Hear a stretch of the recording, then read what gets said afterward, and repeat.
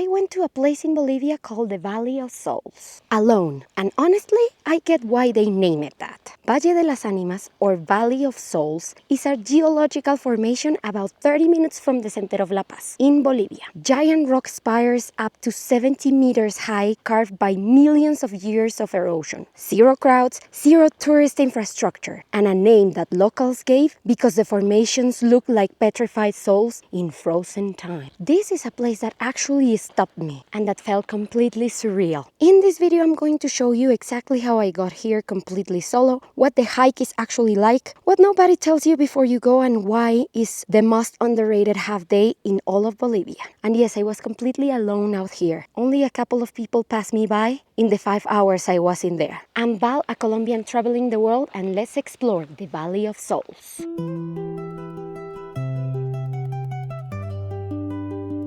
Okay, so before we get into the valley, let me tell you how to actually get here. Because this is a part that many people skip, and even though it's simple, if you don't know what you're looking for, it gets harder. So you'll most likely take the bus from the city center. So in there, you need to look for San Francisco Church or San Francisco Square. In front of San Francisco Square, you're going to see the main road of the city center. You need to take a bus that goes downwards. So don't cross the street, right in the square. The bus needs to say Ovejuyo or Chasquipampa. There are some buses that don't say Ovejuyo, but they go to the place you need to drop off. After that, just ask the bus rider to leave you at Calle 63 or at the stop before Arenal Street, close to the Valley of Souls. After that, you just need to go up Arenal Street around 4 blocks, and then the entrance is to the right. It looks like a big car entrance that is not paved. There is a small kiosk where they will sell you the entrance to the valley. After that, you just enter the valley, and that's actually something that got me. You are standing in a very busy and noisy city one moment, and the next second, you are in a completely quiet place with the company of only nature. The entrance fee to the Valley of Souls is 10 Bolivians. That is actually paid to the local community. And that's it.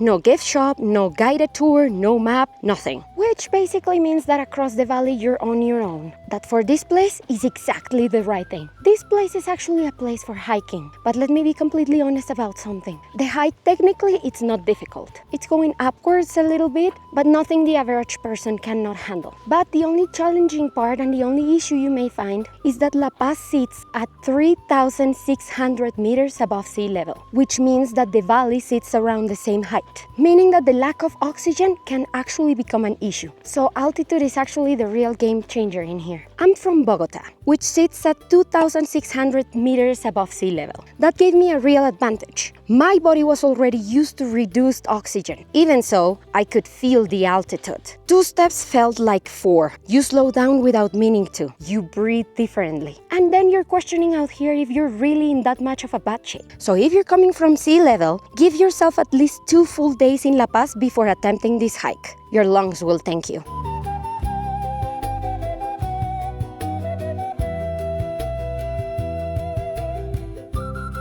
And then you start getting deeper in, and the spires start closing in around you, and it gets even quieter. There were only a couple of other hikers, no voices, just wind moving through the rock formations. And honestly, the sound alone is something I wasn't prepared for. And that's when you start to understand the name. Because when you're standing at the base of these things and the light hits them in a certain way, they don't look geological. They look like something was here. Like the mountain caught something mid-movement and held it. I'm not saying that I do believe in that, but I get it.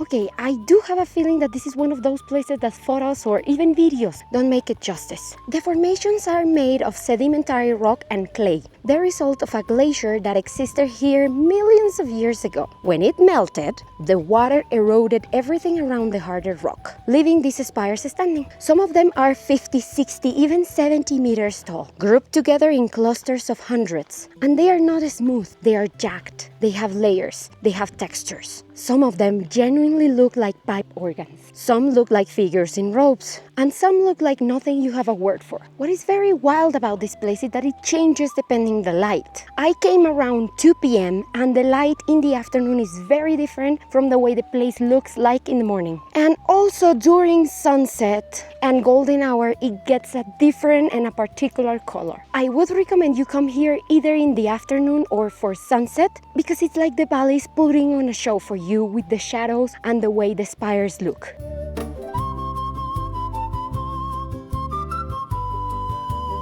At one point I climbed a small ridge inside the valley and I turned around. And on one side I could see La Paz, millions of people, traffic, noise, life. And on the other side, just this, stone, silence, sky. That contrast is one of the most striking things I've experienced traveling in South America. Not because either view is more beautiful than the other, but because they exist 30 minutes apart and most people never see both on the same afternoon. In here you can also see wildlife. It's not the biggest wildlife, but the valley has giant hummingbirds and Andean swallows that fly between the formations. At this altitude, seeing a hummingbird operate is actually pretty impressive. Those tiny things are working harder than any of us right now.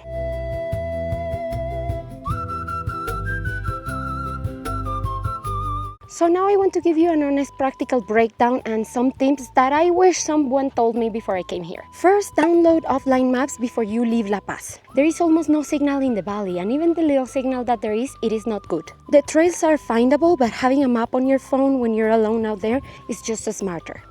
Second, go in dry season. Usually dry season in Bolivia starts in June, but I actually went in May and it was not raining at all, which is the recommended weather. In the rainy season, the trails that are dirt and clay turn into mud and in some sections can get genuinely slippery and unstable. Third, check the weather. Bring a jacket with you, especially if you decide to go in the afternoon, because when the sun goes down, La Paz gets really cold and windy, so you will definitely need a jacket. But during the day, the sun is really strong. You're sitting at 4,000 meters above sea level, so the sun is a serious thing when you're this high. Wear a cap, sunglasses, and sunscreen. Fourth, bring more water than you think you need. Altitude dehydrates you faster than you realize, and there is nowhere to buy water once you're inside the valley, or even some blocks around the main entrance. And fifth, like I mentioned before, go in the afternoon, so you can really enjoy the light show the valley gives you.